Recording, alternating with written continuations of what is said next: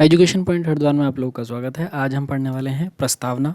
तो भारतीय संविधान की प्रस्तावना को शुरू करने से पहले मैं आपको बता दूं कि यहाँ से जो क्वेश्चन आते हैं उसके लिए आपको प्रस्तावना एक बार याद करनी पड़ेगी। तो प्रस्तावना अगर आप याद कर लेंगे तो काफ़ी आसानी रहती है क्वेश्चनों का जवाब देने में। तो आइए पढ़ लेते हैं पहले एक बार प्रस्तावना। हम भारत के लोग भारत को एक संपूर्ण प्रभुत्व संपन्न समाजवादी पंथ निरपेक्ष लोकतंत्रात्मक गणराज्य बनाने के लिए तथा उसके समस्त नागरिकों को सामाजिक आर्थिक और राजनीतिक न्याय विचार अभिव्यक्ति विश्वास धर्म और उपासना की स्वतंत्रता प्रतिष्ठा और अवसर की समानता प्राप्त कराने के लिए तथा उन सब में व्यक्ति की गरिमा और राष्ट्र की एकता और अखंडता सुनिश्चित करने वाली बंधुता बढ़ाने के लिए दृढ़ संकल्पित होकर इस संविधान सभा में आज तारीख 26 नवंबर 1949 ईस्वी मिति मार्गशीर्ष शुक्ल सप्तमी संवत 2006 विक्रमी को एतद द्वारा इस संविधान को अंगीकृत और अधिनियमित और आत्मार्पित करते हैं। तो कई बार यहीं से सीधे क्वेश्चन आ जाते हैं। मैं बता देता हूँ कि किस तरीके के क्वेश्चन है। तो सबसे पहले तो देखिए यहाँ लिखा हुआ है अंगीकृत अधिनियमित और आत्मार्पित। तो पूछ लेगा कि संविधान को कब अंगीकृत किया गया। तो ये यहाँ से आ जाएगा 26 नवंबर 1949। ठीक है। और जिस तरीके के क्वेश्चन है वो मैं आपको बताते चले जाऊँगा, करा दूंगा मैं इसके बाद सॉल्व। अभी जो बन सकते हैं क्वेश्चन उनको समझ लीजिए पहले। देखिए जैसे प्रस्तावना की बात करें अगर हम, तो प्रस्तावना जो है उसे उद्देश्य का भी कहा जाता है। ठीक है, प्रस्तावना भी कहा जाता है, उद्देश्य का भी कहा जाता है, भूमिका भी कहा जाता है और प्रेम्बल भी कहा जाता है। ठीक है, तो प्रेम्बल तो मतलब इंग्लिश में हो गया। तो ये सब हो गए प्रस्तावना के नाम। अब प्रस्तावना की अगर भाषा की बात करें कि कहाँ से ली गई है प्रस्तावना की भाषा, तो ऑस्ट्रेलिया से ली गई है। और प्रावधान जो है प्रस्तावना सबसे पहले किस में थी, किस देश के संविधान में थी, तो अमेरिका में थी। अच्छा, भारत में जो संविधान भारत में पहली बार जो प्रस्तावना है उसका प्रावधान कब किया गया था, तो 1919 में पहली बार जो प्रस्तावना है वो 1919 के अधिनियम में पहली बार इसका प्रावधान किया गया था। तो पूछा जा सकता है कि बताइए ब्रिटिश काल में या फिर सीधा इतना भी बोल सकता है कि भारत में पहली बार प्रस्तावना का प्रावधान कब किया गया था, तो 1919 के अधिनियम में किया गया था। तो ये बहुत इंपॉर्टेंट बात हो जाती है, आप इसको याद रख लीजिए। तो 1935 में जो प्रावधान था वो 1935 में नहीं था, 19 को 19 का ही लिया गया था। तो 1919 से लिया गया था, ये बात मैंने इसलिए लिख दी। 42वां संविधान संशोधन किया गया और प्रस्तावना में 3 शब्द जोड़े गए थे, समाजवादी, पंथनिरपेक्ष और अखंडता। जबकि प्रस्तावना में पहले क्या था, एकता। अब उसके साथ में क्या आ गया, एकता और अखंडता, एकता और अखंडता।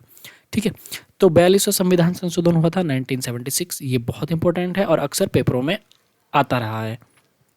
ठीक है,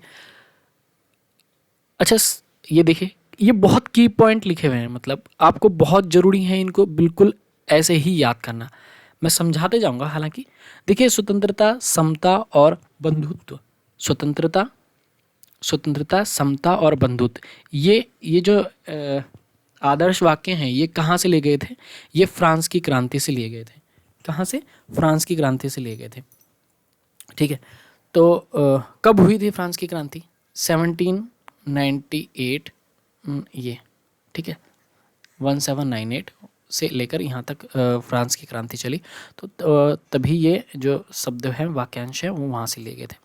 अच्छा, जो शब्द है सामाजिक आर्थिक और राजनीतिक, ये जो सामाजिक आर्थिक और राजनीतिक, इस तरह के 3 तरह के न्याय हो गए। तो ये जो न्याय हैं सामाजिक आर्थिक और राजनीतिक न्याय, ये कहाँ से लिए गए थे, तो ये रूस की क्रांति से लिए गए थे। रूस की क्रांति कब हुई, 1917 में हुई थी, जिससे हमारे यहाँ चंपारण था, गांधी जी चंपारण में भाग ले रहे थे।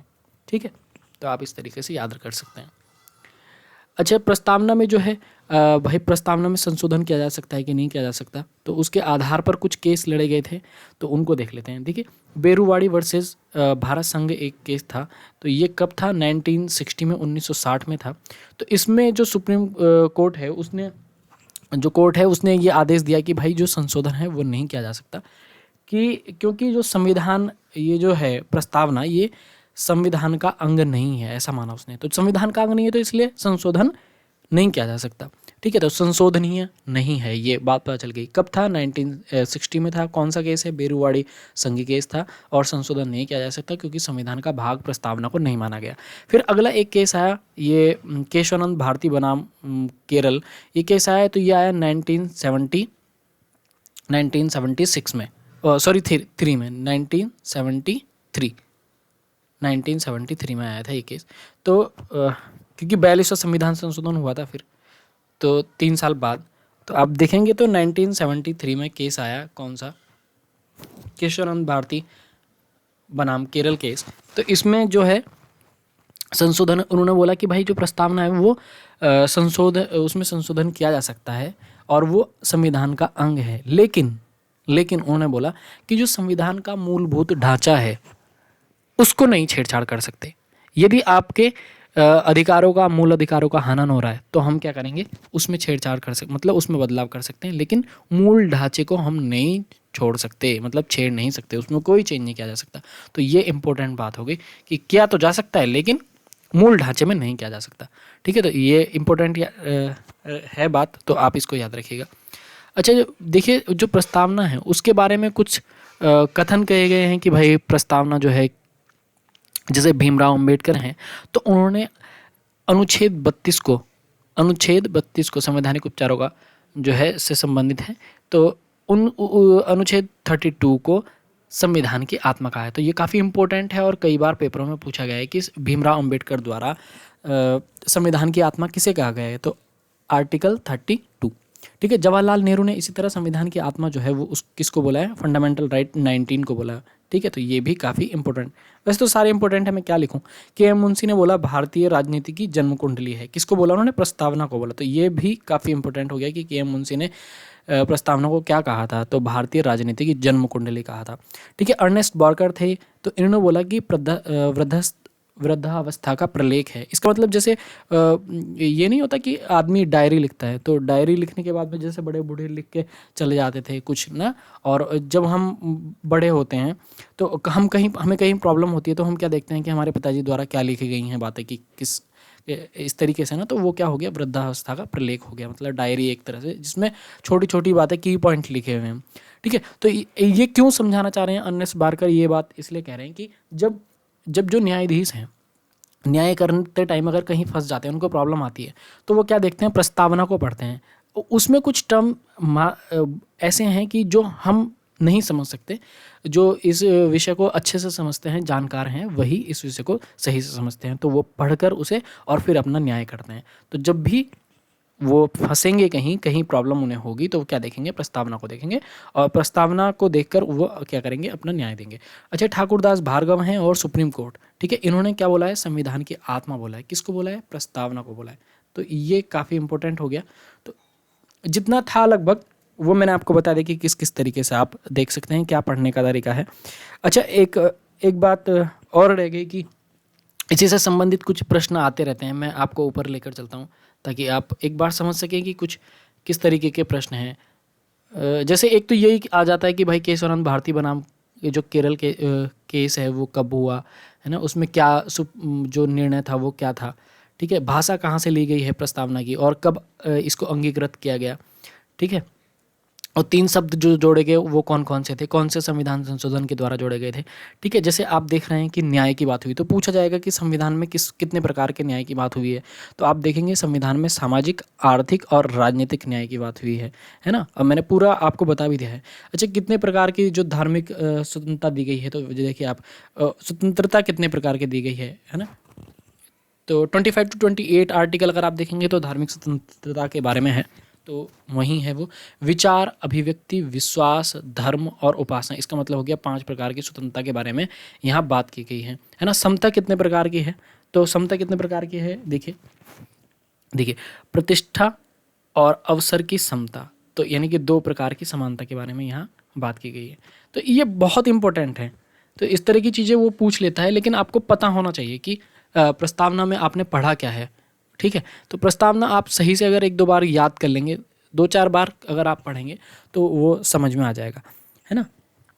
तो कुछ जो टर्मोलॉजी है यहाँ जैसे यूज़ की गई है इनके द्वारा, तो हम उसके बारे में थोड़ा सा एक बार समझ लेते हैं, है ना। जैसे देखिए प्रभुत्व संपन्न की बात की गई है, तो प्रभुत्व संपन्न का वर्ड क्या हो गया, है ना, इसका मीनिंग क्या समझते हैं।